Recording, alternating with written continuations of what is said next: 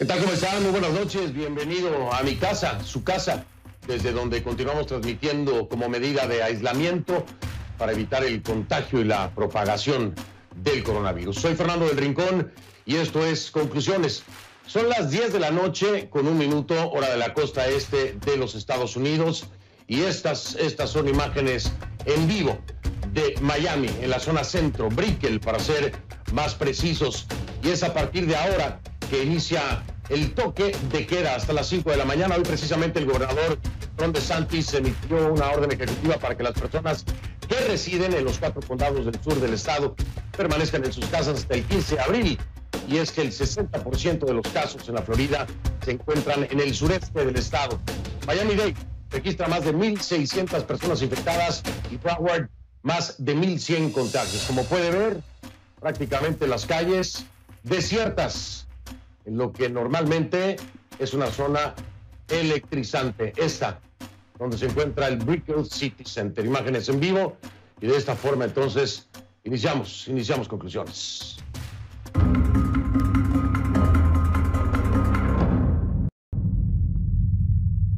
We will be extending our guidelines to April 30th to slow the spread. Le pido que a partir de ese momento me acompañe utilizando la etiqueta numeral Conclu COVID Latam 3. El hashtag es numeral Conclu COVID Latam 3. Recuerden que recibo todos sus comentarios a mi cuenta en Twitter, @soyfdelrincón, @soyfdelrincón, Conclu Latam COVID 3 es la etiqueta. El coronavirus ha infectado a más de 782,000 personas en el mundo y matado a al menos 37,582. Esto de acuerdo con datos recopilados por la Universidad Johns Hopkins. En Estados Unidos los casos siguen subiendo de forma exponencial. La normalidad no regresará en Pascua como pretendía el presidente Donald Trump. El mandatario revirtió su discurso este domingo y extendió hasta el 30 de abril la vigencia de las reglas de distanciamiento social, hasta el 30 de abril. El doctor Anthony Fauci, la principal autoridad del país en cuestiones epidemiológicas, cree que alcanzar las 100,000 muertes en Estados Unidos es una posibilidad muy real, aunque de momento se trata solo de una estimación. Entre tanto, otros expertos coinciden en que deberán pasar varias semanas para alcanzar el pico. De momento, estas son las cifras más recientes que se contabilizan. Más de 160,000 casos confirmados y al menos 2,948 muertes. Ahí lo tienen en pantalla. 163,000 y 3,800 muertes. Nueva York es el estado con más casos positivos de coronavirus. El gobernador Andrew Cuomo pidió ayuda a sanitarios de otros estados porque los de Nueva York están desbordados, al igual que los centros médicos, tanto que una pradera de Central Park se convirtió en un hospital improvisado, sí, ahí en el parque. También llegó a la ciudad un buque hospital de la Marina para servir de refuerzo. CNN tuvo acceso en exclusiva a uno de los hospitales de la ciudad. Ahí una doctora describió la situación como una zona de guerra médica. La unidad de cuidados intensivos está llena, las camas de los pacientes se amontonan en los pasillos y la morgue se desborda. Y esa es la realidad a la que se enfrentan muchos otros hospitales en la ciudad. En el otro extremo del país, en California, en la costa oeste, la situación es igual de complicada. El gobernador Gavin Newsom necesita sumar personal médico. En concreto, se necesita llenar unas 37,000 vacantes. Por eso se está pidiendo la cooperación de los estudiantes de medicina, así como también del personal jubilado. El gobernador también anunció que las hospitalizaciones se han duplicado en los últimos 4 días y el número de pacientes en las unidades de cuidados intensivos se triplicó en ese tiempo. Allí también faltan respiradores. El gobernador quiere conseguir unos 10,000, pero tiene poco más de 4,200. En el Centro de Convenciones de Los Ángeles se improvisará un hospital de campaña para pacientes de coronavirus. El coronavirus ha llegado también a 2 portaaviones, quiero decirle, estadounidenses. Ante esa situación, parte del alto rango militar del país, así como fuerzas de operaciones nucleares y especiales, operan bajo extraordinarias medidas de protección para garantizar que en caso de una crisis de seguridad repentina haya suficientes efectivos y altos mandos, sobre todo, saludables. En lo que respecta a nuestra región, el virus se sigue propagando más rápido de lo que las autoridades de los distintos países desearían. Vamos con el repaso que hacemos todas las noches rápido de los casos. Vamos a iniciar entonces con Argentina. 966 casos confirmados y 24 muertos. Bahamas reporta 14 casos positivos y Belice 3. Bolivia 97 casos y 5 muertos. Mientras que Brasil sigue siendo precisamente el país con más infectados en la región cuando tiene al menos 4.579 casos y 159 muertos. De ahí nos vamos a Chile, más de 2.440 casos y 8 fallecidos. Colombia, 798 casos y 14 muertos. Costa Rica, 330 casos, 2 muertos.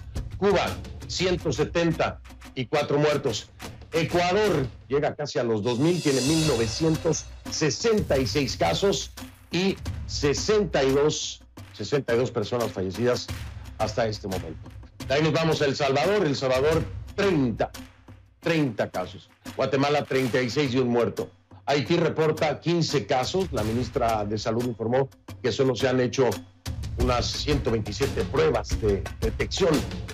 Honduras, 141 y 7 muertos. Jamaica, 36 y un muerto. Esto en Jamaica. Nos vamos entonces de ahí a México. México, 1.094 casos y 28 muertos. Un país que también tiene a 3 gobernadores infectados, los de Tabasco, Hidalgo y Querétaro. Nicaragua, 4 casos confirmados, un muerto. Panamá, 1.075 casos y 27 fallecidos. Paraguay, 64 casos confirmados y 3 muertos. Perú, 950 casos y 24 muertos. Repito, Perú, 950 casos y 24 muertos. Esa es la cifra oficial en Perú. Quiero decirle que el viernes hubo un error de la producción y se dio una cifra equivocada. Le pedimos disculpas, por supuesto, que aceptamos nuestros errores. Fe de ratas, no estamos en las mejores condiciones, pero no es excusa. Ahí lo tienen ustedes, es la información correcta del Perú. Así que repito, 950 casos confirmados en este momento en Perú, donde también hay 24 muertos. Y de ahí nos vamos a Puerto Rico. Puerto Rico, 174 casos y 6 muertos. República Dominicana, con 901 casos y 42 muertos. Uruguay, 309 y un muerto. Venezuela tiene 135 casos y 3 muertos. Esos son los números en nuestra Latinoamérica. A medida que los casos han ido en aumento, hemos visto un cambio de estrategia. Sí, por fin llegó la hora. Alguien lo convenció, o son los números, no lo sabemos, pero el gobierno de AMLO, Andrés Manuel López Obrador, tiene un cambio de estrategia. ¿Tardía o no? Esa es la pregunta. Pero ¿sabe qué es lo más contradictorio? Que hay un cambio en la estrategia, sí, pero no en la postura y actitud del presidente Andrés Manuel López Obrador, ¿no? Porque sigue manteniendo actitudes completamente contradictorias. Pese a lo que predican las autoridades, el presidente dice que no se va a poner en cuarentena o en aislamiento porque asegura que eso beneficiaría a sus enemigos.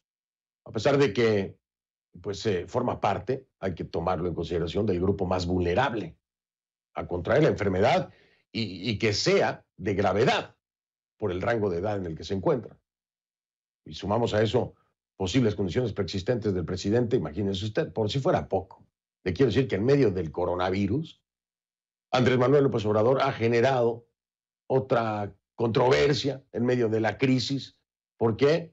Bueno, porque se le ocurrió saludar a la mamá del Chapo Guzmán, sí, a la madre de Joaquín Guzmán Loera, alias el Chapo Guzmán, preso en los Estados Unidos. Esa es la última de Andrés Manuel López Obrador.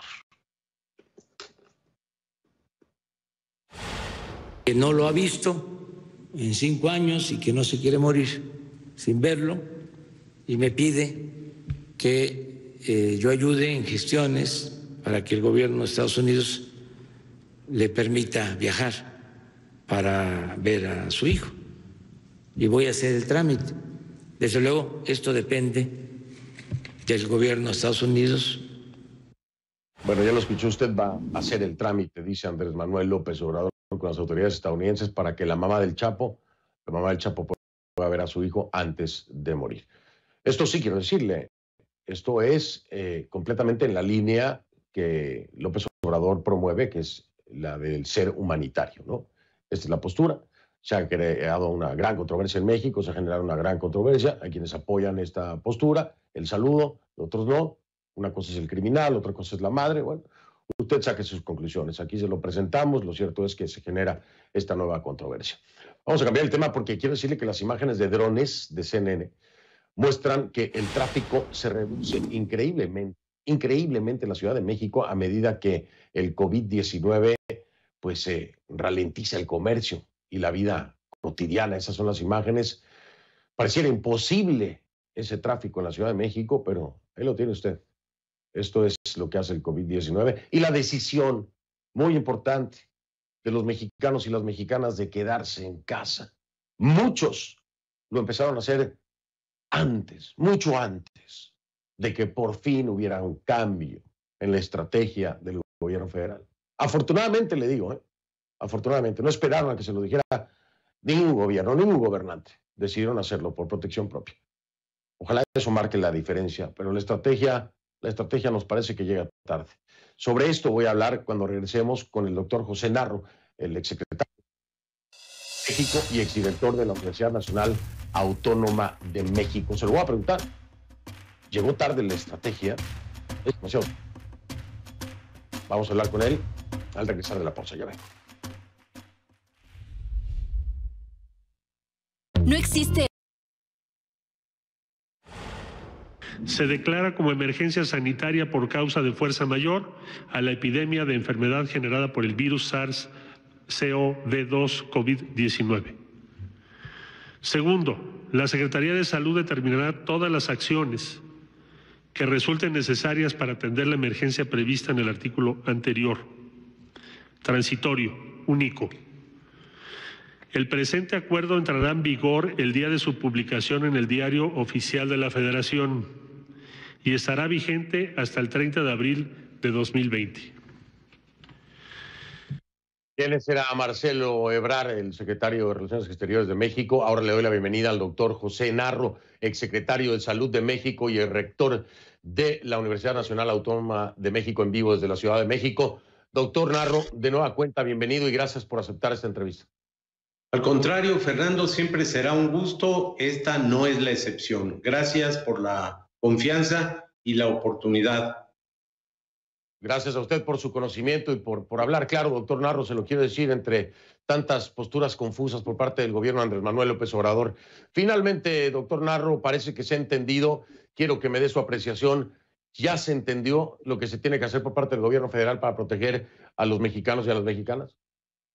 Finalmente, Fernando, y aunque el dicho es válido, más vale tarde que nunca, pero esto debimos haberlo hecho hace algún tiempo, debimos haber sido más disciplinados y consistentes, el gobierno no debería haber tenido tantas contradicciones, pero afortunadamente parece que ya entendieron que ahora sí vamos a poder plantearnos en el menos malo de los escenarios, siempre podría ser peor, la forma de combatir este terrible mal que, como es del conocimiento de todos nosotros, afecta al planeta entero. Hay más de 200 países que están afectados y son cientos de miles, mucho más ya a estas alturas, de 500,000 de personas, mucho más allá de esto, afectadas, y por supuesto una enorme cantidad de decesos que se aproximan a los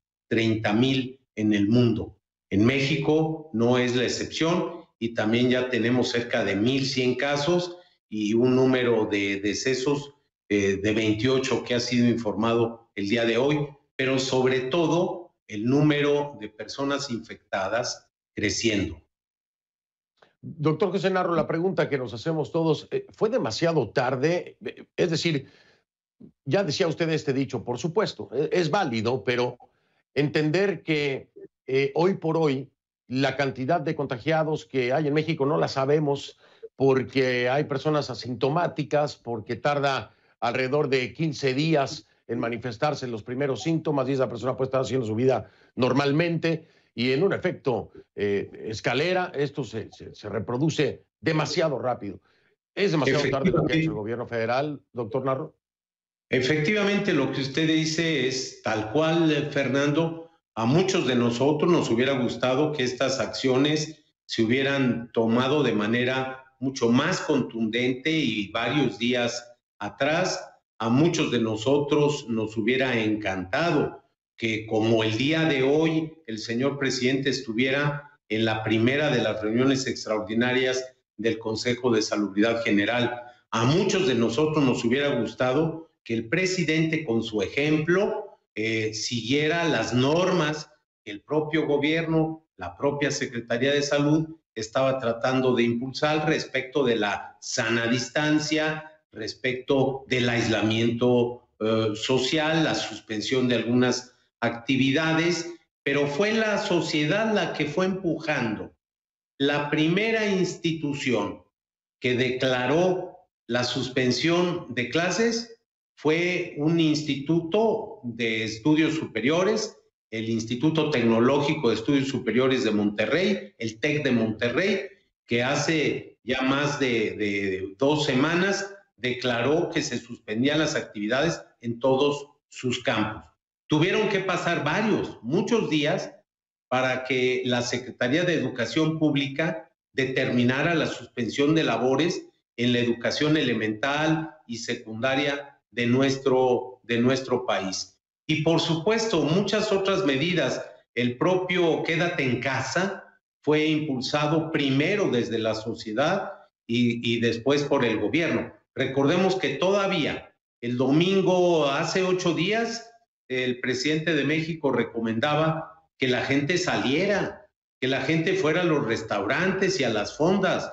Y hace un par de semanas decía que no había que tenerle miedo. No es un asunto ni de voluntad, ni es un asunto de valentía, de arrojo, es un asunto de apego al conocimiento científico, epidemiológico, a la materia de salud pública, y por eso a muchos de nosotros no estuvimos de acuerdo con la manera, por ejemplo, en la que el subsecretario López-Gatell señalaba y calificaba la figura del señor presidente como una fuerza moral y no como una fuerza de contagio. Eso es lo menos científico que he escuchado a lo largo de muchos años.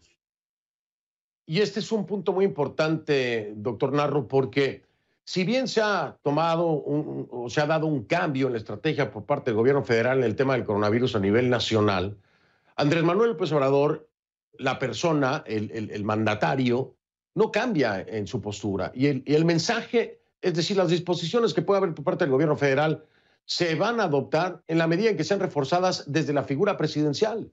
Si tenemos a un Andrés Manuel López Obrador que hoy sigue minimizando la pandemia, sigue minimizando el problema, ¿cómo lograr tener éxito en este programa federal, en esta estrategia federal, cuando el propio mandatario está dando un ejemplo contrario, porque lo sigue haciendo? No me voy a aislar, no voy a hacer ninguna cuarentena, sigue saliendo, saludando de mano en lugares donde hay varias personas, sin distanciamiento social. Doctor Narro, completamente contradictorio a lo que hoy el gobierno federal está implementando, y la figura presidencial parece no hacer caso. ¿Cómo lograr que entonces estos seguidores de López Obrador entiendan lo que se está tratando de hacer si ven a su presidente hacer lo contrario? Sí, nuestra población necesita mensajes claros. El de hoy lo es y es muy contundente. Pero no solo termina todo en el mensaje. La acción es la que refleja parte de la realidad. Y lo que requerimos es que, así como se recomienda esto, los que tienen tareas importantes traten de cumplirlas. Yo sé que la labor del primer mandatario de México es muy importante y tiene que estar en contacto permanentemente con todos los temas y asuntos. Pero hay que recordar, Fernando, tenemos 3 gobernadores que dieron positivo en la prueba para coronavirus: el de Hidalgo, el de Tabasco y el día de hoy fuimos informados que también el de Querétaro. Hay muchos y muy importantes personajes de la vida política y nacional, de los sectores público, privado y social, que han dado positivo. Entonces, sí tiene que haber una congruencia entre lo que se dice y lo que se hace. La población de México estará más tranquila, más confiada y seguirá con mayor apego estas recomendaciones, estas indicaciones del Consejo de Salubridad General, porque son eso, instrucciones, no es un asunto que se pueda tomar a la ligera, se tiene que cumplir por el bien de todos. Si yo me protejo, protejo a los demás, y si los demás lo hacen, también me protegen a mí. Entonces, sí tenemos, y yo lo que quisiera es que a partir de mañana tengamos un cambio en esa condición. Lo veremos seguramente, doctor José Narro, y estaremos en contacto con usted, por supuesto. Me gustaría más adelante, en cualquier momento que su agenda lo permita, que abordemos el tema del sistema de salud mexicano y la resistencia que pudiera tener a un crecimiento en los números de contagio y la necesidad de atención médica, cuando hemos estado escuchando y viendo una gran problemática, incluso en el suministro de alimentos. Pero lo dejamos para la semana, en el momento que usted pueda, doctor José Narro. Nosotros nos coordinamos su agenda para que hablemos acerca de esto, que es otra preocupación de los mexicanos, las mexicanas y creo que de la comunidad internacional. Por lo pronto, esta noche se me ha terminado el tiempo, doctor. Le mando un abrazo y agradecerle siempre su disposición. Muy amable. Al contrario, igual para usted, muy buenas noches a todas y todos.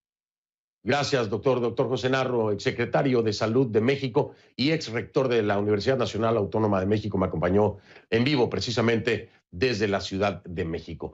Vamos a hacer una pausa. Al regresar voy a hablar con Víctor Zamora. Víctor Zamora es el ministro de Salud del Perú. Ya regresamos con eso.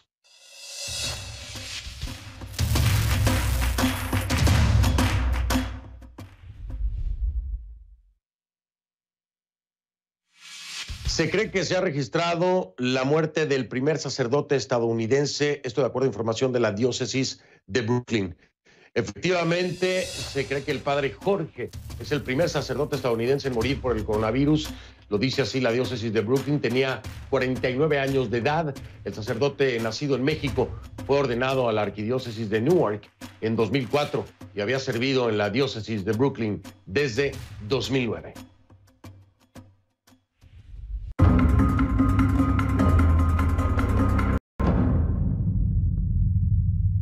Perú sigue fortaleciendo las medidas para combatir la propagación del coronavirus. Este lunes el presidente Martín Vizcarra anunció mediante un decreto supremo aprobado en Consejo de Ministros la ampliación de las normas existentes que restringen la movilidad de los ciudadanos en el país. A partir de este martes 31 de marzo, los peruanos no podrán salir a las calles entre las 6 de la tarde y las 5 de la mañana. En otras 5 regiones del país, Tumbes, Piura, Lambayeque, La Libertad y Loreto, las medidas regirán a partir de las 4 de la tarde.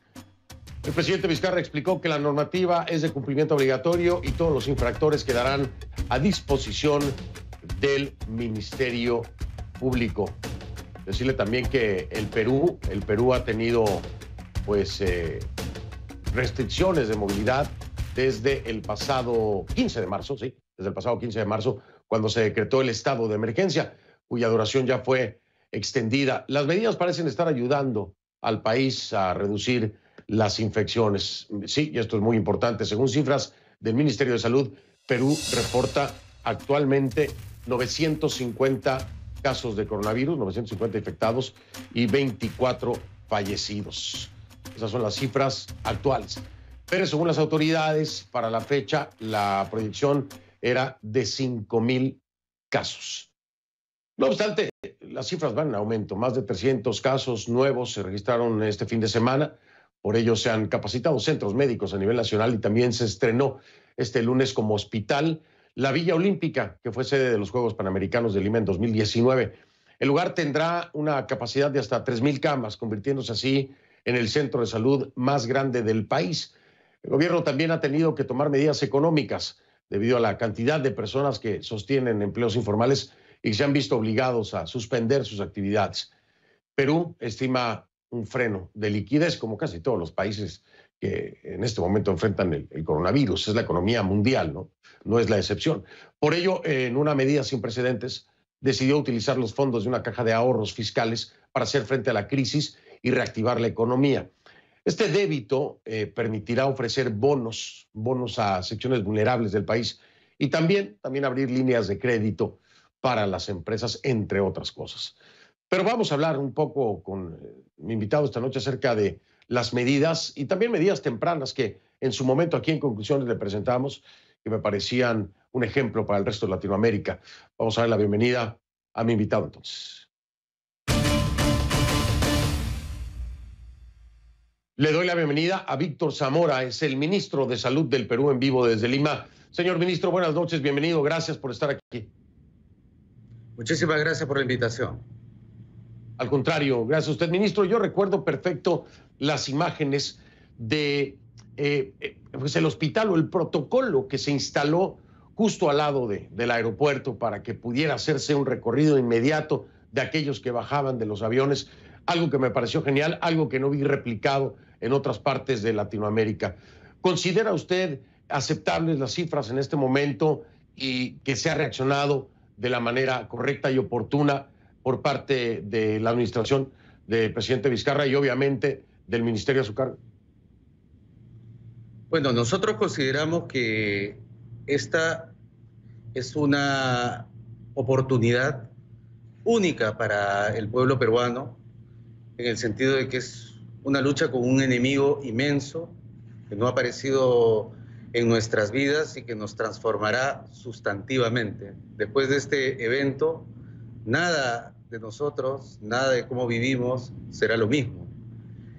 En ese sentido, el presidente Vizcarra, enfrentado a este reto, tomó las medidas que consideramos más importantes, más necesarias, para poder detener este flagelo muy temprano desde su nacimiento. El caso cero para nosotros apareció el 6 de marzo y el 10 días después el presidente estaba tomando decisiones duras para nuestra sociedad, pero necesarias para salvaguardar la vida y la salud de nuestra población. Estas medidas comprenden dos brazos, dos estrategias convergentes. La primera, la del aislamiento social. Este virus es extremadamente contagioso, salta con mucha facilidad de persona a persona. Por eso fue necesario tomar medidas que alejen a las personas entre sí, medidas tanto de distanciamiento, medidas físicas para cubrirse el rostro y medidas químicas, una agresiva campaña de educación para lavarse las manos con agua y con jabón. Estas medidas ciertamente han golpeado nuestra economía, pero han permitido que lo que se avisoraba ser un tremendo golpe se redujera medianamente y ahora no tengamos los casos que en ese momento creíamos que íbamos a tener. La segunda estrategia es la estrategia sanitaria. Diagnosticar con la finalidad de contener al virus ahí donde se estaba presentando. Ciertamente, como tú lo has dicho, nuestra economía informal, economía de sobrevivencia en muchas partes de nuestro país, han generado que no estas medidas sociales y estas medidas sanitarias, aunque han tenido un impacto positivo, sean difíciles de sostener. De ahí la razón por la cual el día de hoy el presidente ha tomado la decisión, junto con el gabinete y consultado con muchos miembros de la sociedad civil en el Consejo de Estado, con otros poderes del Estado, de endurecer algunas de las medidas en aquellas zonas donde no estaba teniendo el efecto deseado. Doctor, preguntarle dos temas sumamente importantes. Usted lo dijo, ¿no? Las pruebas, hacer el testing es muy importante para determinar la cantidad de infectados y entonces empezar a controlar. Pero para eso se necesitan pruebas, por un lado. Y por el otro lado, los sistemas de salud. Estamos viendo el riesgo de que colapsen, a punto de colapsar, por cierto, en los Estados Unidos, al menos en el estado de Nueva York, ¿no? Pero preguntarle, ¿Se tienen las pruebas suficientes en el Perú en este momento y en qué momento o cómo se encuentra el sistema de salud de acuerdo a los casos y a la atención que se ha tenido que brindar? Esas dos preguntas, si me pudiera responder a las mismas. Por supuesto, mire, nosotros hemos hecho un esfuerzo, hasta el momento hemos producido cerca de 14.000 pruebas diagnósticas moleculares, las más precisas que se usan actualmente en las ciencias médicas. Hemos agregado a eso las pruebas rápidas serológicas. Hemos comprado 1.400.000 viales de estas pruebas para acompañar la vigilancia epidemiológica, y estamos haciendo el ingreso de otra nueva metodología molecular que nos va a permitir ampliar nuestra capacidad para hacer la vigilancia epidemiológica. No tanto el diagnóstico individuo por individuo, pero sí podemos rastrear a este virus allí donde se presente para poder responder adecuadamente con las medidas de aislamiento social. Lo segundo, la segunda parte de su pregunta, los infectados, un grupo de ellos, especialmente los mayores de edad y los que están con afecciones que limitan su capacidad inmune, van a desarrollar cuadros graves. Como tú lo has dicho, somos un país de las Américas, de América Latina, con las mismas características que otros países en América Latina. Fragmentados, segmentados, con limitada inversión, debilitados en general, no solo el público, también el privado. Lo que hemos hecho es juntar a todos los actores de los servicios públicos, privados y de la seguridad social para sumar esfuerzos y poder así responder a las necesidades de los pacientes más graves. Hace menos de una semana acabamos de inaugurar un hospital con posibilidad de ampliar a 200 camas de unidad de cuidados intensivos, y hemos tomado instalaciones que son habitación para poner 900 camas de hospitalización para pacientes que no necesitan cuidados intensivos, pero que sí necesitan cierto nivel de hospitalización. Además, hemos fortalecido dos anillos de contención. Uno primero para la enfermedad, para aquellos que contraen la enfermedad, y otros anillos de contención para el resto de la población que continúa teniendo las enfermedades con las que hemos vivido actualmente. Cirugías, accidentes cerebrovasculares, accidentes que siguen necesitando de la atención regular de nuestros servicios.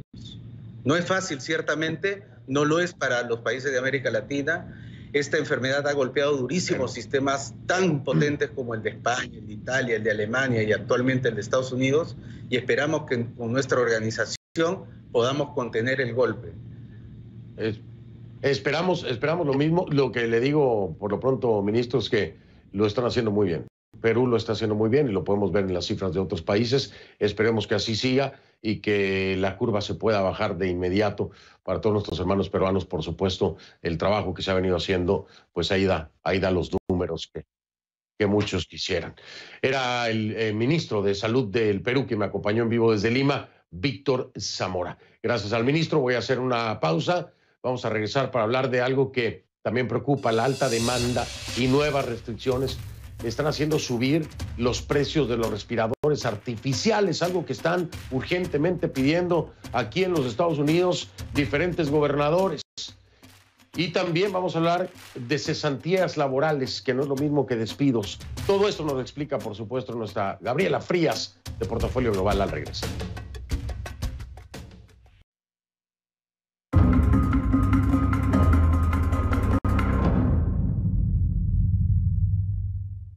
Antes de pasar con mi querida Gabriela Frías, me llega información, hay una alerta de Bolivia, supera ya los 100 casos confirmados de coronavirus. El gobierno boliviano acaba de actualizar la cifra de coronavirus. Hay 107 casos confirmados a nivel nacional, en Bolivia 107 casos, y se anunció una nueva muerte por coronavirus. El total, según datos oficiales, es de 6 personas muertas en Bolivia. Esta es la nueva información que hay. Ahora sí voy con mi querida Gabriela Frías, a quien le doy la bienvenida de Portafolio Global. Está con nosotros desde Atlanta, Georgia. Gaby, ¿cómo estás? Buenas noches. Hola, Fer, aquí escuchando tus entrevistas atentamente. ¿Cómo estás? Bien, pues preocupado como todos estamos. Hablaba hace rato y me mandabas mensaje en la mañana el tema de los equipos médicos eh, y lo que económicamente representan ciertas restricciones, lo que eleva el costo en un momento tan complejo como este y que te salga más caro, ¿no? Esto es algo imperdonable, Gaby, pero ¿por qué está pasando esto? Bueno, porque todo el mundo se enfermó. El mundo está enfermo. Y Fernando, hay que decir que a todo el mundo, en los hospitales privados, públicos, los estados, imagínate solo un país, 50 estados acá en Estados Unidos, están buscando aquí y fuera del país de dónde sacan de a todo, ¿eh? Digamos que desinfectante de manos, por supuesto que los muy socorridos ventiladores, etcétera. El día de hoy hubo una llamada de líderes de los países del G20 buscando la manera en la que esto se pueda evitar. Yo creo que ya es muy tarde. Fernando, tú sabes que hay un montón de alianzas que se están haciendo de empresas en el Reino Unido, acá en Estados Unidos, automotrices en alianza con empresas expertas en hacer estas máquinas respiradoras, pero además el mundo pues está encadenado con todo este comercio de insumos y nada te garantiza a ti que tengan todos los insumos en casa, esos insumos para hacer estos ventiladores. El gobernador Cuomo dijo el ejemplo perfecto.